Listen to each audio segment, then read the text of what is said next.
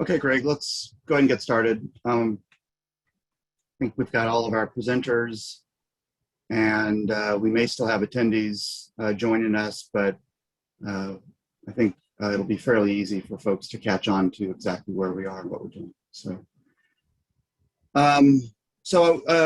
Hello, everybody. My name is Craig Rayborn. I'm the Director of Transportation at the Houston-Galveston Area Council. Let's go ahead and go to the next slide, Greg.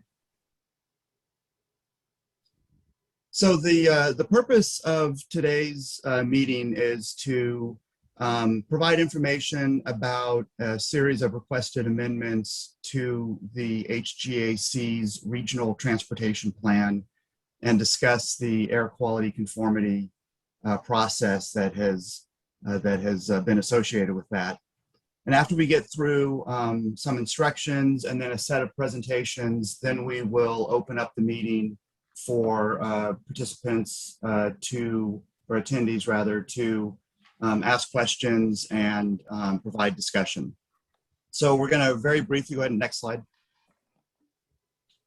Just very briefly, I just wanna fill people in. We can go back one. Yeah, just very briefly, I can fill people in on what the Houston-Galveston Area Council is, or HGAC. So it's a regional forum. Thank you. It's a regional forum for cooperative action by local governments in the 13 county area surrounding the Houston-Galveston region. So it was created by the state with its functions defined by agreement between the state and local governments. And some of the things that it does include operating the Area Agency on Aging, conducting workforce and job training, hosting the Gulf Coast 911 district, and then supporting some programs that kind of help smaller communities participate in access to particular government services and needs. And then transportation planning. So next slide. So the Houston-Galveston Area Council serves as the metropolitan planning organization for this region. That was designated in 1974. There are 8 counties in the what's called the transportation management area. And you can see the darker yellow area there in the counties that are covered by the MPO, or Metropolitan Planning Organization. And in that area, there are a total of about 120 local governments, as well as the largest ports on the Gulf Coast. Total of 6.7 million residents. And what an MPO does in simplest terms, but also there's a lot embedded in this, but we conduct a cooperative, continuous, and comprehensive transportation planning activity between all of the jurisdictions, as well as the state, within that TMA, that darker yellow area shown on this map. So next slide.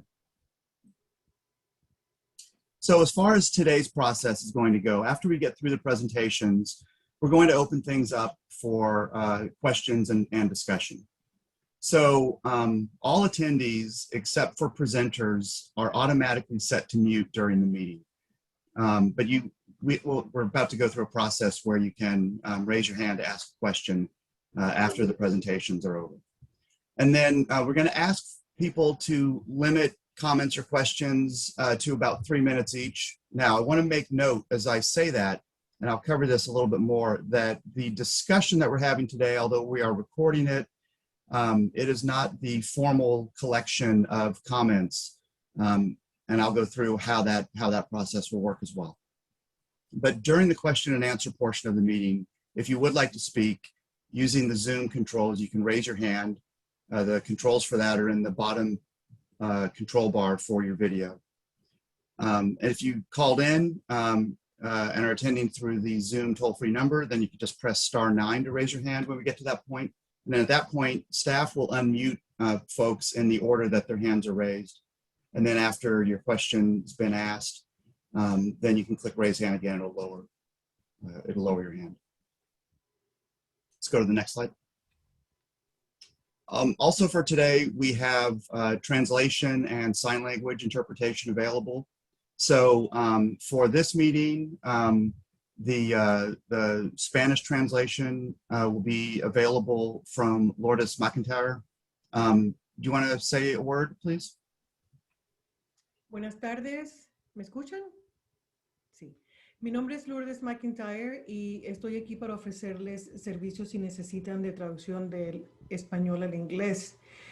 Hay instrucciones bien específicas. Si usted tiene algún comentario, levante la mano, hace un clic en el botón que está al final, en la barra al final de la página, donde puede levantar su mano y tiene máximo hasta 3 minutos para poder traer sus comentarios. Muchas gracias. Thank you. Thank you as well. And then we also have American Sign Language interpretation available. So Sherry Frost will be doing that for this meeting. If you would like ASL interpretation, please pin the video and the instructions on doing that are demonstrated here, but you click on the name and then next to that there's a 3-dot ellipsis. And if you click on that, then you can choose to pin the video. Okay, so next slide then. And then just to kind of cover what we're talking about as far as providing formal comments on this amendment, the formal comment process can be found by going to the HGAC's RTP Regional Transportation Plan website, and that address is www.2045rtp.com or 2045rtp.com. And you can kind of see highlighted here is a tab or a button to submit your comments. It brings up a form that you can just fill out and your comments are submitted and then automatically become available in the View Submitted Comments button on this page as well. I do want to note that there are, the bottom right part of this page, this page has View Additional Meeting Information, and on that tab, you can see the instructions for how to submit comments by email, by phone, or by mail as well. And then as comments come in, we log them in the View Submitted Comments tab in the bottom corner of that page.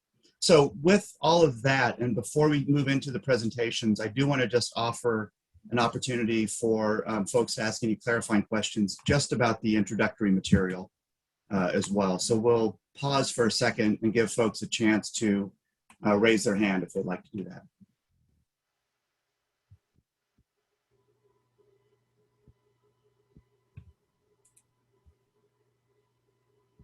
I am not seeing any raised hands, Craig. Okay, great. So with that, I'm going to turn it over to the first presentation about the amendments themselves.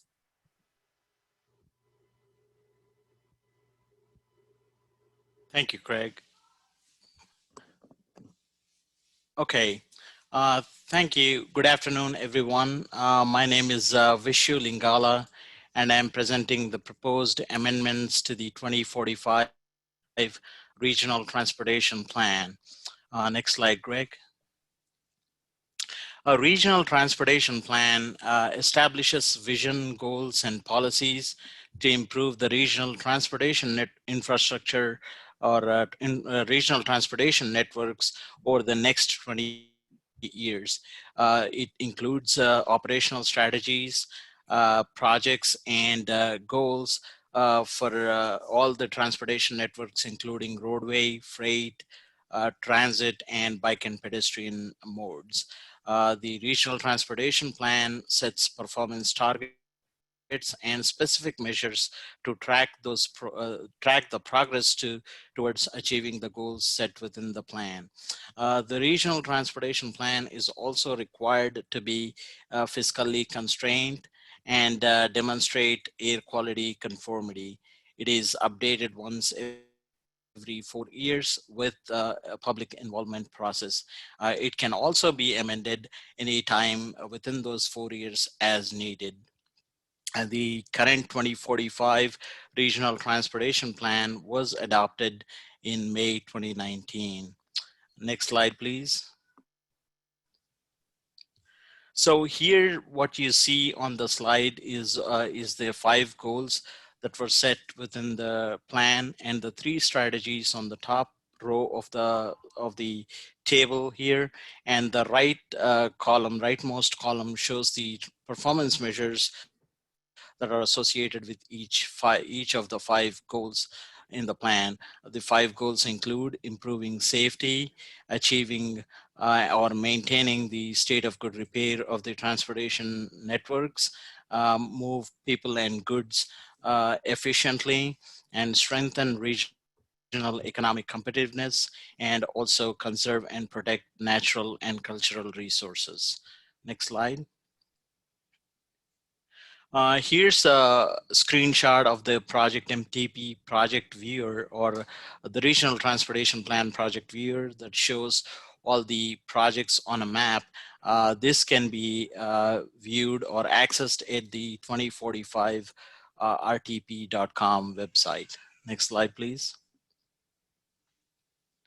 In this slide shows the total expenditures for the 2045 RTP as adopted in 2019 was $132 billion.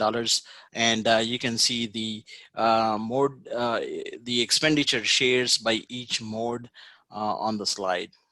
Next slide. So here we are trying to show you all the plans and programs that we work with for planning or improving the transportation networks within the state of Texas. Starting from the bottom left corner, the 4-year TIP, which is a 4-year short-range transportation program that lists all the projects that will be implemented in the next 4 years. And then the 10-year plan, this is associated UTP, which is a Unified Transportation Program. One is the 10-year plan is developed by HGAC, and the UTP, the Unified Transportation Program, is developed by the state. Those two are the 10-year slate of projects that will be implemented within the next 10 years. And then comes the long-range plan, the Regional Transportation Plan. This is a long-range plan with a planning horizon of 20+ years. And similarly, the statewide long-range transportation plan, that also shows the planned projects within the whole state of Texas for the next 20 or 25 years. I think like within the statewide plan, it is mostly a policy document. So the individual projects are listed for our region are listed in the RTP, the 2045 Regional Transportation Plan. Next slide, please. So last year, like early last year, we got a request from TxDOT and Metro to amend a few projects within the RTP that exist within the RTP, and also add a few new projects to the RTP. So this list and this map shows all the major projects that are being added. And this actually includes all the projects that are being added. All the amendments, the rest of the plan amendments are shown in the materials. I'll talk about it in a minute. But what the major projects that are shown on this map are as follows. Like the first one is the interchange reconstruction and expansion at I-45 and I-10. This is part of the North Houston Highway Improvement Project, Segment 3. And then the within the Inner Katy corridor, IH-10 West expansion and reconstruction project, and then IH-610 West Loop Express Lanes project. This is a new project. And then Hempstead Highway project. Hempstead Highway project is slightly different than the above 3 projects. The Hempstead Highway project is just a change of scope. The project already exists in the current plan, but it is being the scope is being changed.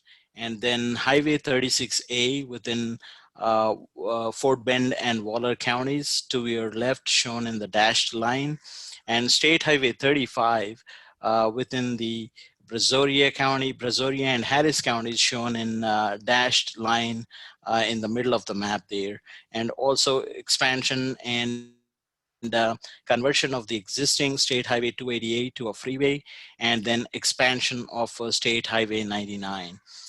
The amendments also include on the State Highway 6 intersection improvements and corridor study projects, and IH-10 bridge expansion and reconstruction project at San Jacinto River, and IH-610 East Bridge on the Ship Channel. And these are the major projects that are being amended, and along with, or being added to the RTP.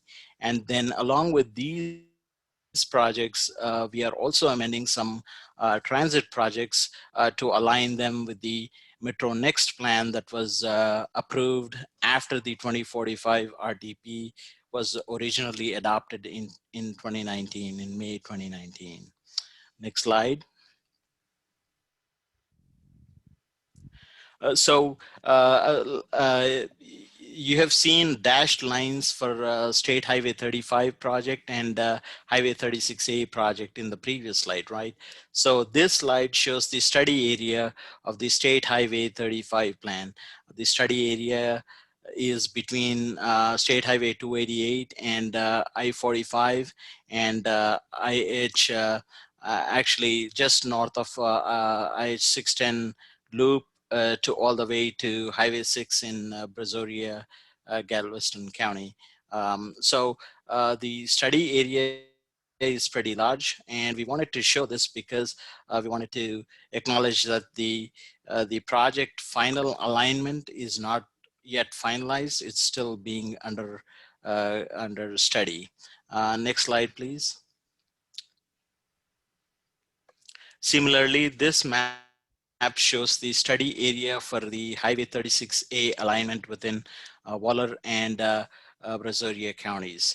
This whole project from Needville in Fort Bend, oh, I'm sorry, I said Brazoria before, but the project will be located in Fort Bend and Waller counties. So the full extent of the project goes from Needville in Brazoria, I'm sorry again, in Fort Bend County to 290 in Waller County. But it is shown as two different projects in the plan. The northern piece from I-10 to 290 and the southern piece from 36 in Needville to IH-10 West. Next slide. This chart shows that if you remember in my introduction slide for the RTP, I said that the regional transportation plan requires to be fiscally constrained. So that's what we are demonstrating with this chart. The current 2045 RTP is fiscally constrained. And then even with the amendments added, it will still be fiscally constrained. Next slide, please. This chart shows the timeline of the amendment process. Like I said, we got the amendment requests in early part of 2020. Early part, I think it was in March through August. We had some coordination meetings with TechStart and various other partnering agencies. And in 2020 August, we presented for the first time to the TIP subcommittee or RTP subcommittee and TAC and TPCs. But the initial round of public comment period and the public comment meeting occurred in 2020. The first round public meeting happened on December 20th, December 3rd, 2020. And then right now we are in the second round of public comment period. The comment period is already open, and it will be open until April 28th at 5 p.m. Today we are having the two virtual public meetings. Right now we are at the 2 o'clock public meeting. Then in the evening at 6 p.m. the second public meeting will begin. Our planned next steps are to take the RTP amendments to the TAC and TPC for approval in May.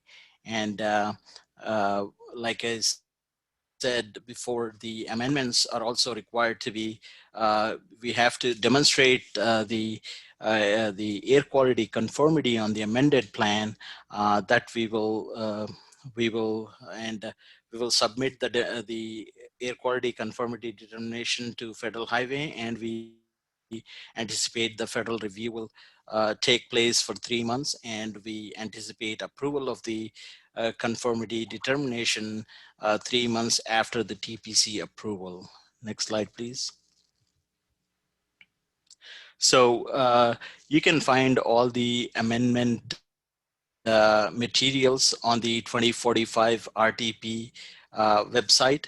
As you can see at the bottom place where you see the yellow arrow, that's where your submit comment button is. Just above that are all the materials that you can review and comment on the website. And once you click the comment button, next slide, please, Greg. This form will appear. So this is basically a comment card type of thing that we used to do when we had the in-person meetings. So basically you can give your name and your information and submit your comment. And as soon as you submit the comment, you can also view the submitted comment on the website. Next slide, please. Along with the comment cards or comment form, there is other ways that you can submit the comments. The first thing is by email at publiccomments@hgac.com, and also via mail to the mailing address given on the slide, and then also through a phone call to a toll-free number 1-855-363-2516. And other than that, if you have any other comments or questions, you can contact me at vishu.lingala@hgac.com or my manager, Adam Beckham, at adam.beckham@hgac.com. That concludes my presentation. We will take questions and at the end of the presentation, but as I said, like the amended RTP is also required to be conformed to air quality standards, which means we have to demonstrate air quality conformity to the amended RTP. And Graciela Lubertino is going to talk about the air quality conformity process. Greg, you can advance it to next slide, and Graciela, please go ahead. Yeah, thank you, Vishu. Can you hear me well? Yes. Okay, great. Good afternoon, everybody.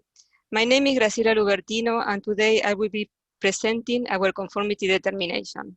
Next slide, please. Conformity is the link between the transportation plans and their quality plan. In regions that are in non-attainment of an air quality standard, the transportation plans need to show that the emissions coming from them are not higher than the emission budgets established in their quality plan to attain their quality standard. In that way, it is ensured that the transportation plans do not violate or do not delay the attainment of the national ambient air quality standard. Next slide, please. Our region is in non-attainment of 2 ozone standards. The 2008 8-hour ozone standard set up at 75 parts per billion with a classification of serious, and the 2015 8-hour ozone standard set up at 70 parts per billion with a classification of marginal. Both of these standards have attainment year 2020. Next slide, please. This slide shows the history of the ozone concentration in our region from 1999 up to now. The blue line shows the concentration of ozone, while the black straight lines show the new ozone standards.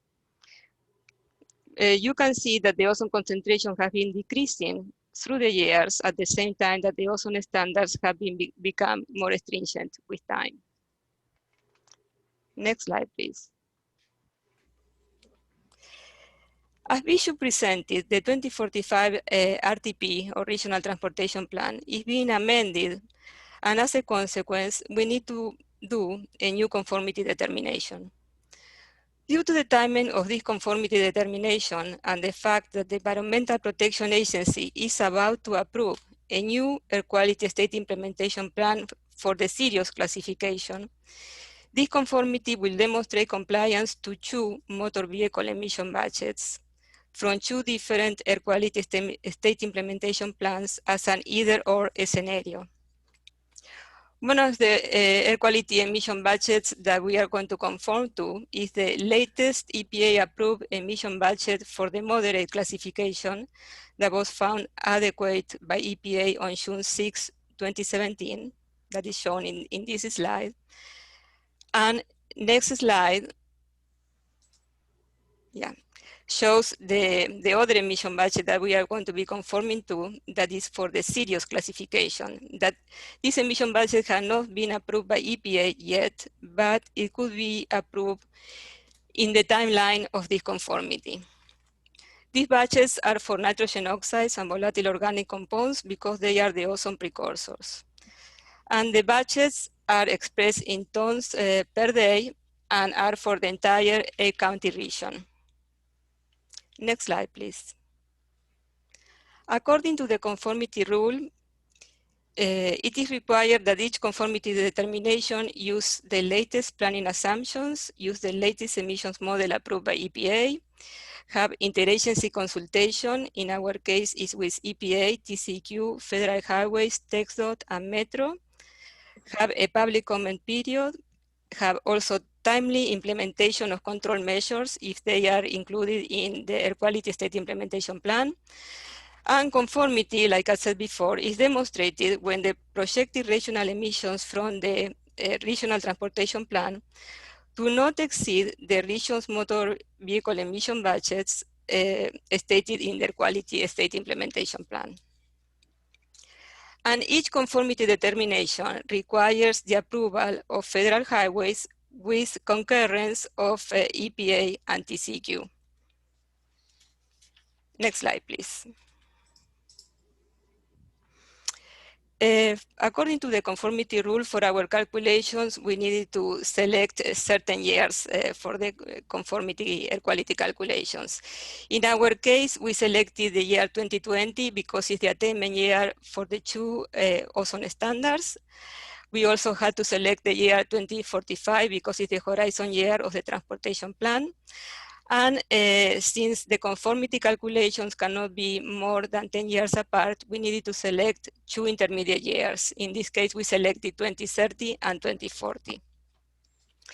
Also, like I said before, since we need to be using the latest available data and planning assumptions, in this case, we had to update the new vehicle registration data and adjustments factors for vehicle miles travel and fuel data. And for our calculations, we use the latest approved model by EPA, MOVS 2014B. Next slide, please. And here, this slide shows our air quality analysis results versus the moderate emission budgets. Our air quality analysis results are highlighted in green, and you can see that for NOx and for VOC, we are below the budget, which means that we are passing the conformity test. And the next slide, the next table, shows the same results in green versus the serious classification emission budgets. And you can see that also in this case, the emissions coming from the transportation plan are lower than the emission budgets. So we show conformity in both cases. Next slide, please. Here is the conformity timeline, which is pretty similar to the RTP timeline that Vishu just showed. We open for public comment March 26, and we will be closing April 28.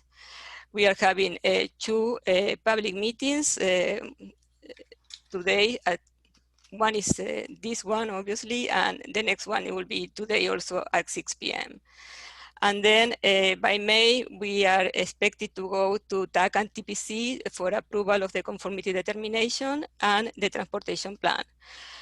And we are expecting to receive after the approval of TAC and TPC, we will send all of our documentation to Federal Highways, EPA, and TCQ, and they will be reviewing our documentation, and we expect the approval 3 months later.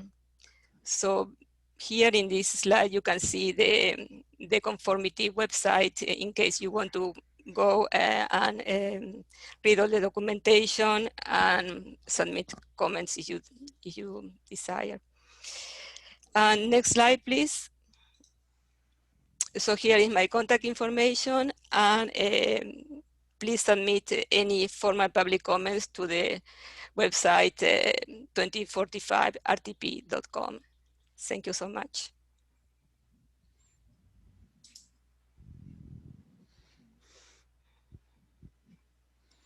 So let us know if you have any questions.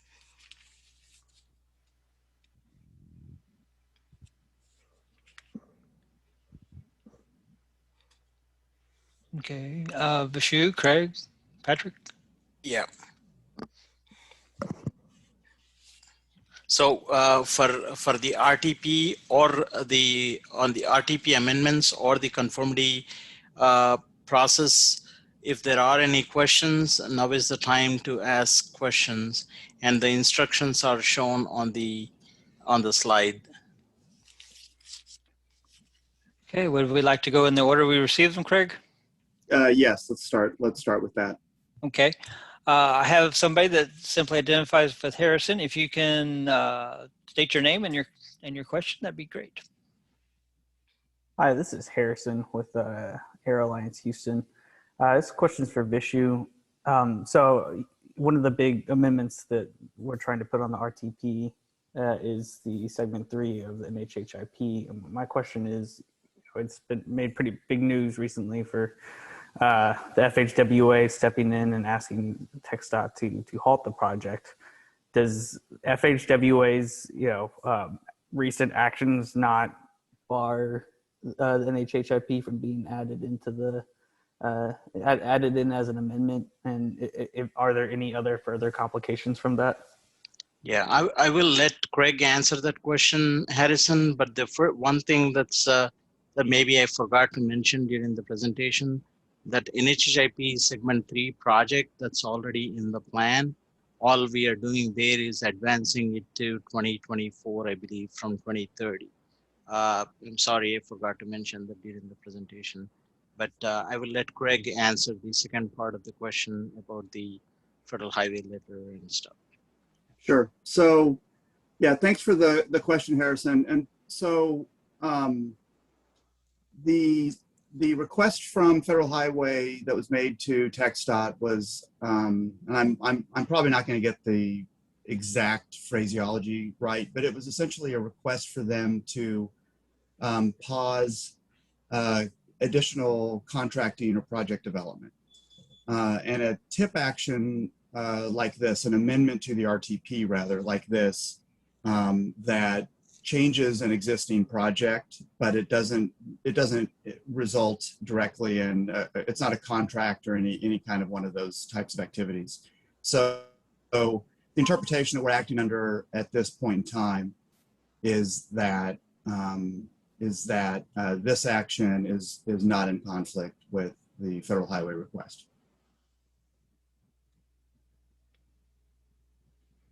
Okay. Moving on, next we have Mr. Neil Ahart.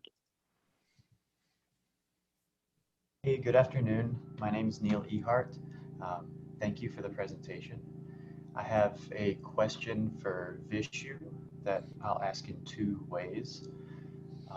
Do all of the amendment projects have sidewalks and protected bike lanes? Or another way of asking that, are you prioritizing some projects that are unsafe by design for people walking and biking? Thank you. Yeah, so that is a specific question regarding each project, Neil. So I would ask you to please submit it as a comment through our website, and we will let the sponsors respond to that after they look at the questions. Great, thank you, I will. All right, next we have Elisa Donovan.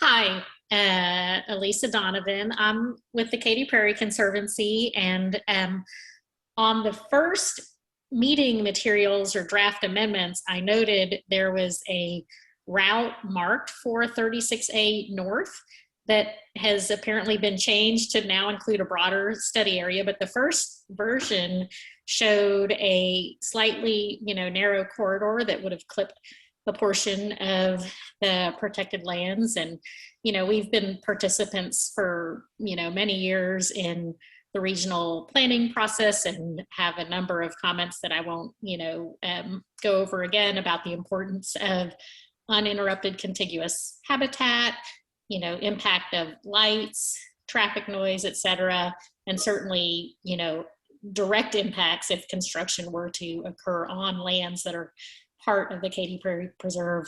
But my question really focuses on, I keep hearing that, even in the presentation, when describing the study area, it refers only to Waller County, but the new map, which I appreciate, the one that was a more narrow corridor has been apparently switched out with the new map that does show a much broader study area, which I think is consistent with what TxDOT's statements have been, that the study area is all the way from Austin County, which includes the current Highway 36 corridor, to into Harris County. So why, when we're describing the potential project 36A North, do people only describe Waller County? That seems to be, that it's not actually a study area if you've already focused in on one particular county, when it seems to me that TxDOT, there's a process that looks at the entire,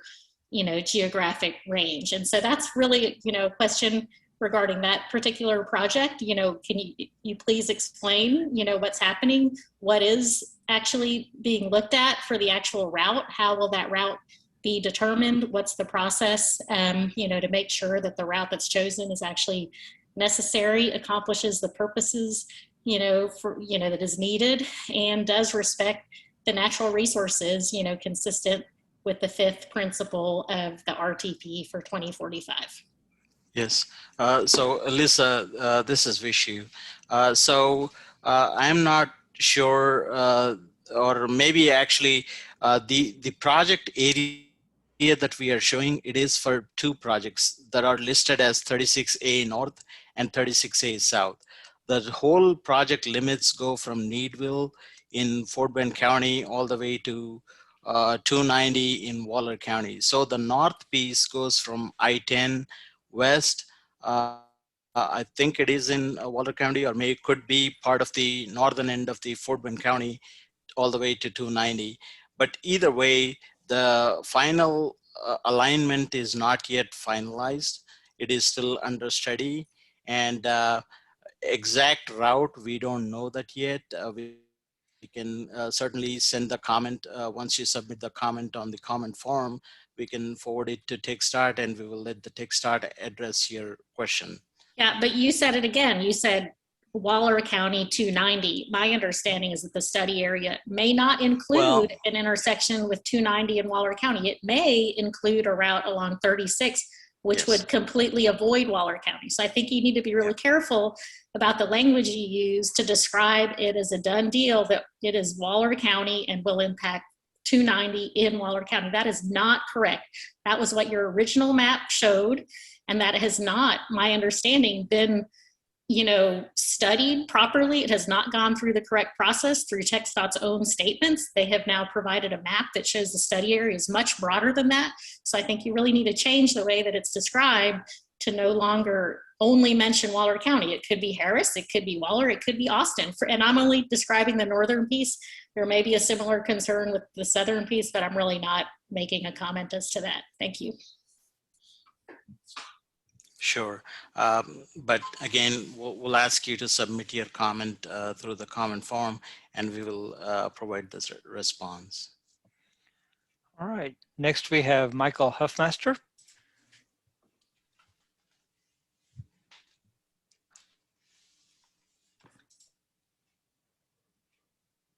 Michael, if you're speaking, you're muted.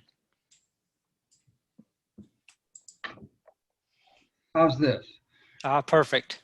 Excellent. Sorry. I also would like to address Highway 36A North.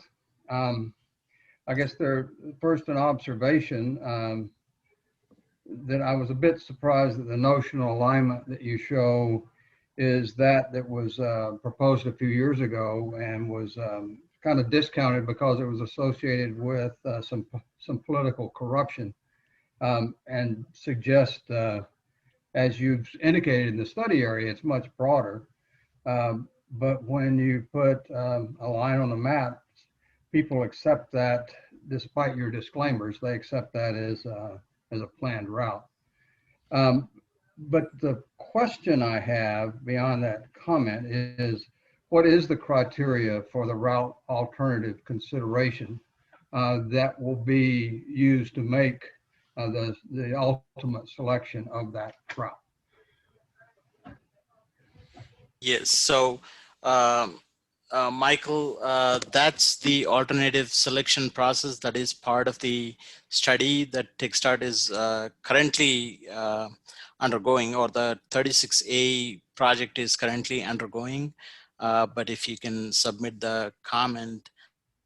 Okay, so where is that process? Is there information online for that process where it's documented, what the criteria are, how that's assessed and measured?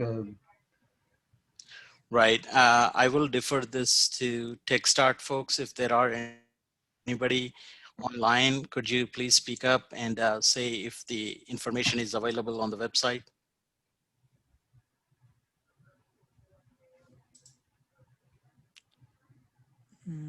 Patrick Gant is on the phone. He is working on that.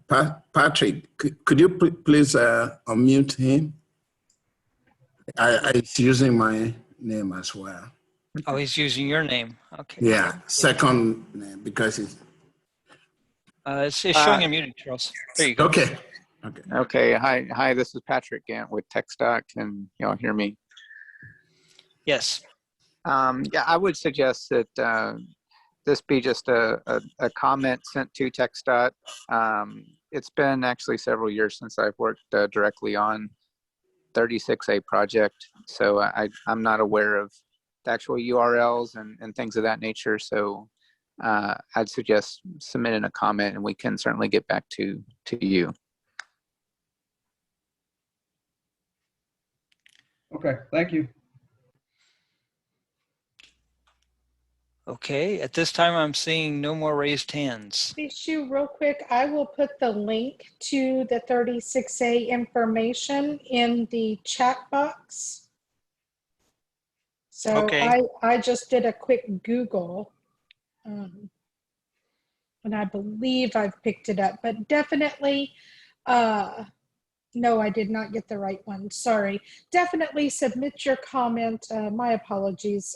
Definitely submit your comment to TechStart, and we will get that information to you and make it available. Could you refresh the TechStart contact information?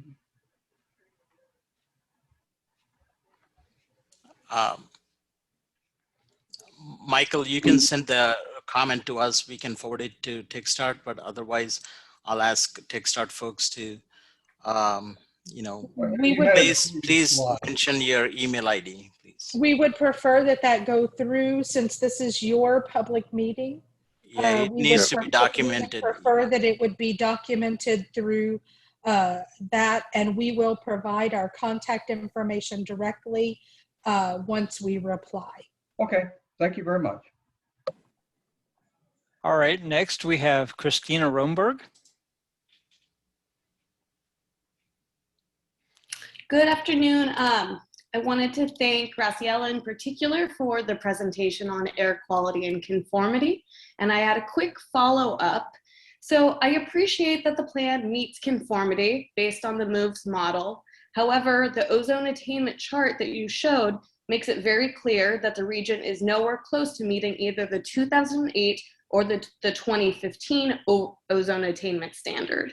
So given this and the expectation that the Biden administration may have a new, stricter standard, what is the MPO's plans for meeting the ozone standard, and are these going to be outlined in the amendment? I can answer that question. Actually, to attain the standard, the air quality plan is not done by the MPO. It's not the MPO responsibility, it's TCEQ responsibility. So actually TCEQ has to do an air quality plan, a robust air quality plan with many control strategies, and like we used to have before at the beginning of the 2000s, and then, you know, we can attain those standards. Yeah, but it's something that is a responsibility of TCEQ.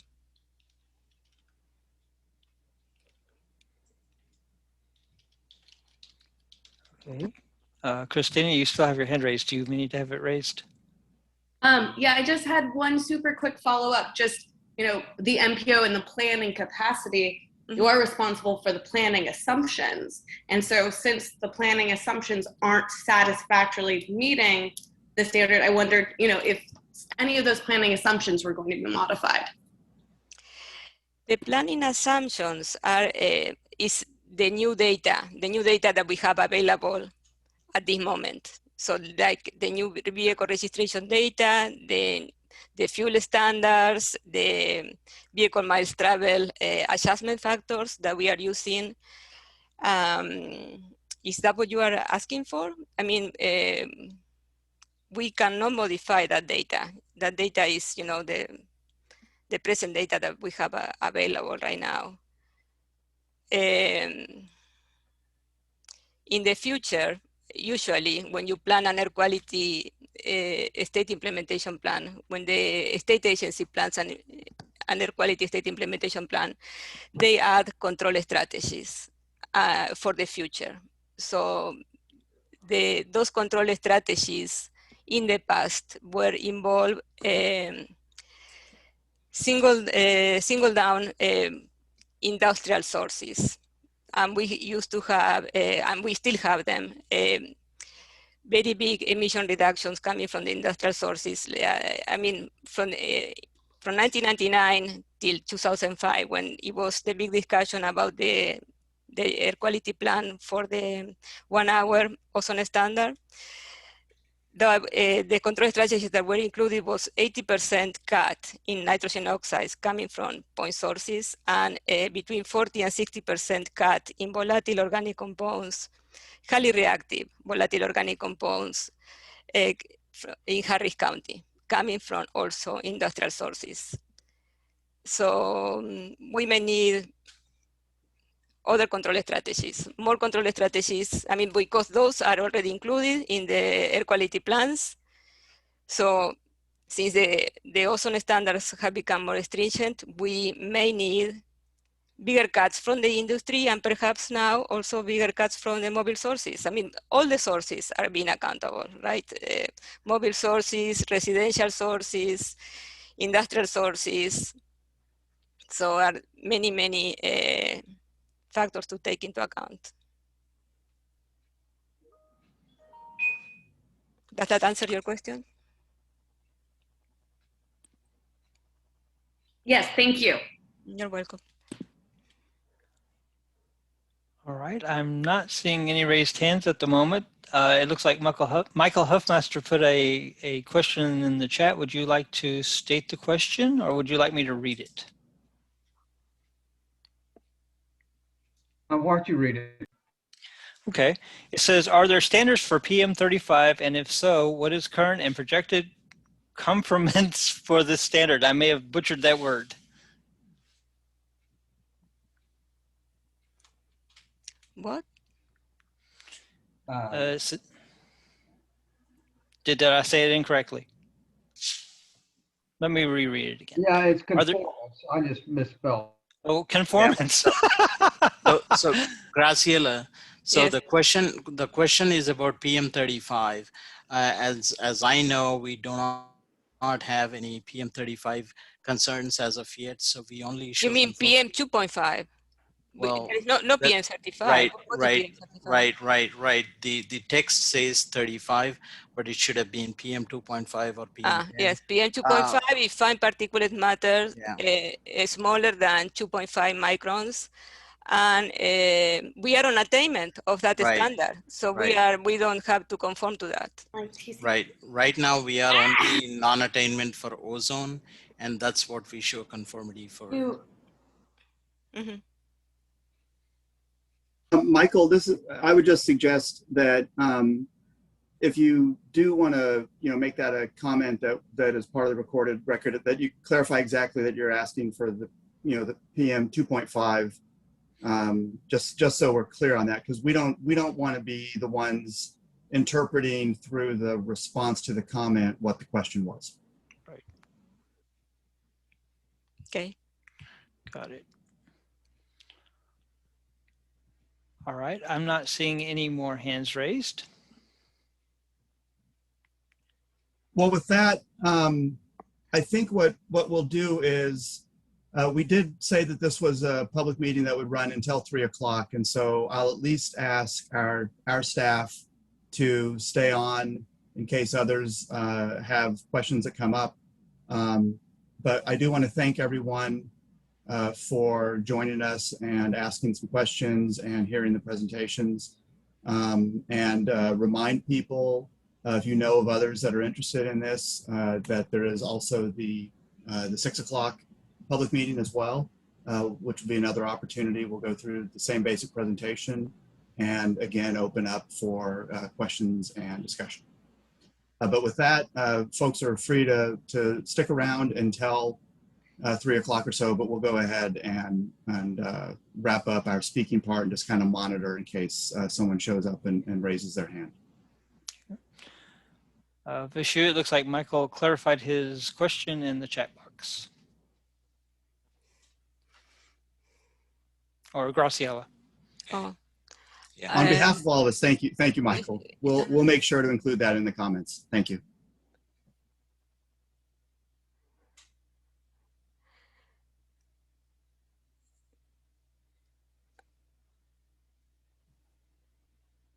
Yeah, well, it says the PM 2.5 standard is what I believe is 15 micrometers per cubic meter, and I believe I don't really know where we are right now, but I know that we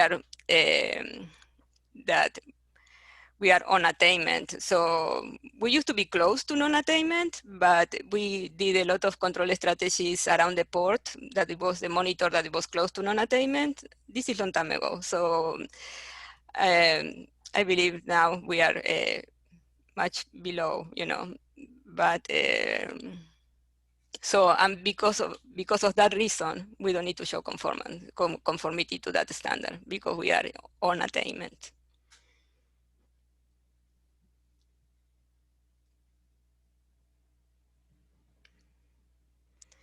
But I mean,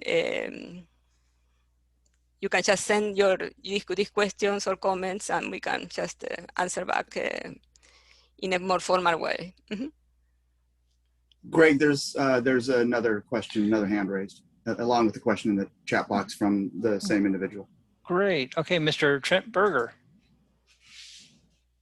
Yes, the question, I just had the same question in the mute box. My reception went in and out right around the time that they were finishing up the text amendment. So I was just wondering what details or specificities were gone into about the Metro requested amendments. Right. Yeah, so this is Vishu again. Let me answer that. They are highlighted in yellow in the project list that we provided to you under the amendment materials on 2045rtp.com, Trent. So you can look at them there. Okay. Yeah. Thank you. Most of them are only changing the dates, the fiscal years, and also some clarifications in the project descriptions. So. Okay. Thank you.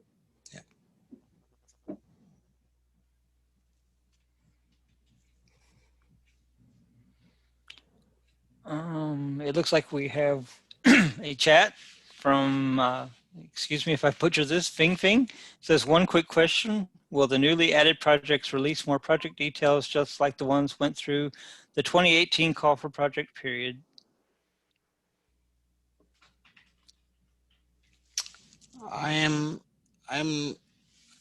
Could you please speak up and state your question one more time? I'm not understanding exactly what you're talking about when you say comment period for call for projects and details. Or please send us your comment. We'll respond to you after we see the comment. And then somebody's asking, when will these slides be made available? We can post these slides on the website, on the 2045rtp.com website after the today evening's presentations or the meeting.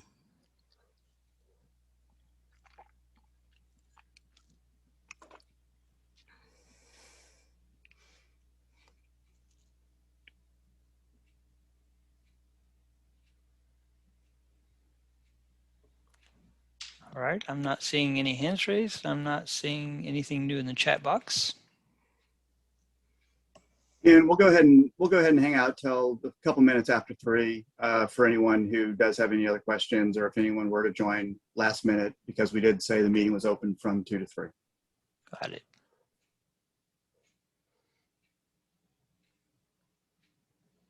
But again, I want to thank everyone for attending and providing comments and asking questions. Thank you.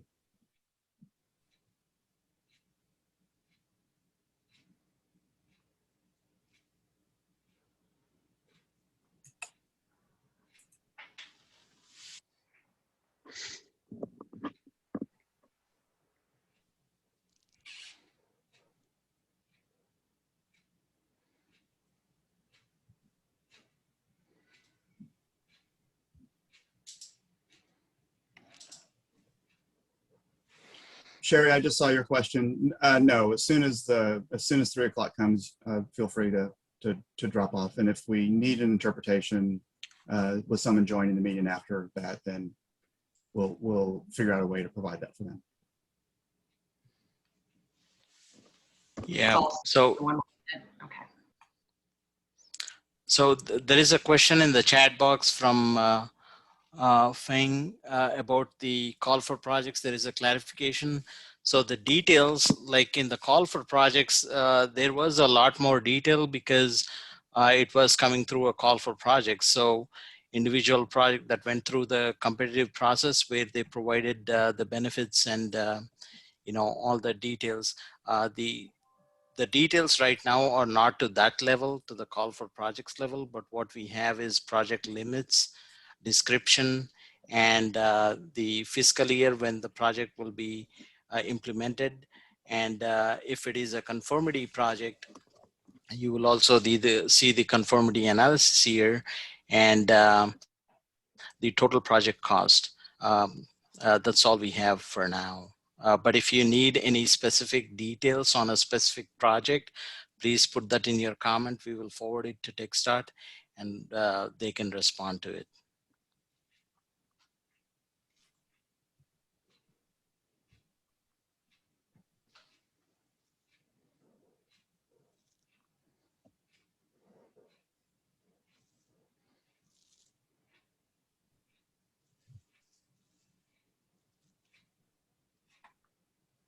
Okay, everyone, we've reached 3 o'clock or a minute or two after 3. And so again, unless anyone quickly raises their hand and the attendee chat or get something into the chat box, we'll go ahead and wrap this up.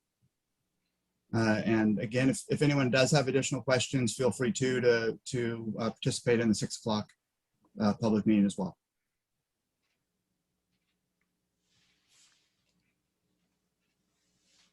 Thank you.